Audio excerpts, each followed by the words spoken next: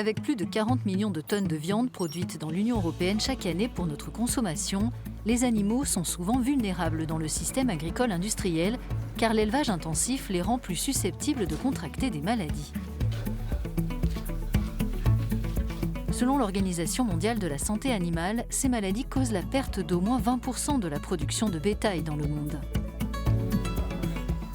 En Italie, près de Milan, Brescia et Crémone, plusieurs élevages porcins adoptent des protocoles respectueux du bien-être animal.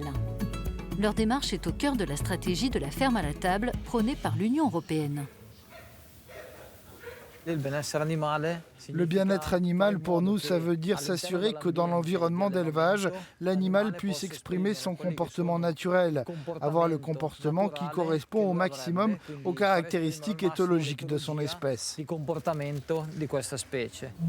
Dans cet élevage près de Crémone, les porcs sont élevés partiellement en plein air. Ils ont plus d'espace pour bouger que ce que prévoient les normes européennes et disposent de plus de paille pour s'ébattre, ce qui notamment réduit leur stress. La qualité de l'air et la température sont constamment mesurées dans la porcherie, également équipée d'une caméra.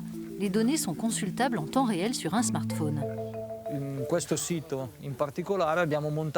Sur ce site en particulier, nous avons installé une unité de contrôle développée par une start-up qui nous permet de contrôler minute par minute les principaux paramètres environnementaux du bien-être animal. Grâce à ce type de gestion, nous avons pu réduire de manière importante notre utilisation d'antibiotiques. Autre étape où le bien-être animal compte, l'insémination. Ce site près de Milan est placé sous haute protection pour éviter l'introduction de pathogènes. Les truies ont droit à plus d'espace et de liberté de mouvement pendant la gestation. À la différence de la Convention européenne qui stipule que la truie peut rester dans sa cage pendant 28 jours, ici elle y reste seulement 36 heures pour 2 cycles d'insémination. Ensuite on la libère et elle peut se déplacer comme elle veut. Nous nous rendons ensuite dans une maternité porcine près de Brescia. Ici aussi, les cases de mise bas sont plus grandes que dans les élevages classiques. La truie dispose de paille pour exprimer son comportement de nidification en préparation de la mise bas. Les porcelets ont accès à un nid chauffé dans lequel ils se sentent protégés. Habituellement, la truie reste confinée, mais ici, elle a la possibilité de se déplacer dans une zone de 6 mètres carrés et demi. Comme ça, elle se comporte de manière plus naturelle avec ses porcelets. Quand elle doit les nourrir, elle le sent d'instinct.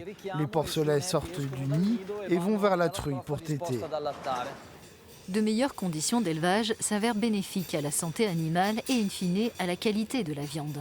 En bout de chaîne, les consommateurs veulent de plus en plus choisir la nourriture qu'ils achètent en fonction des normes relatives aux animaux. Aujourd'hui, le consommateur choisit le produit pas seulement parce qu'il est bon. C'est ce qui fait 50% de l'attractivité d'un produit. Les 50% restants correspondent à une série de valeurs comme la provenance de l'animal, ses conditions de vie et la possibilité d'avoir une traçabilité complète.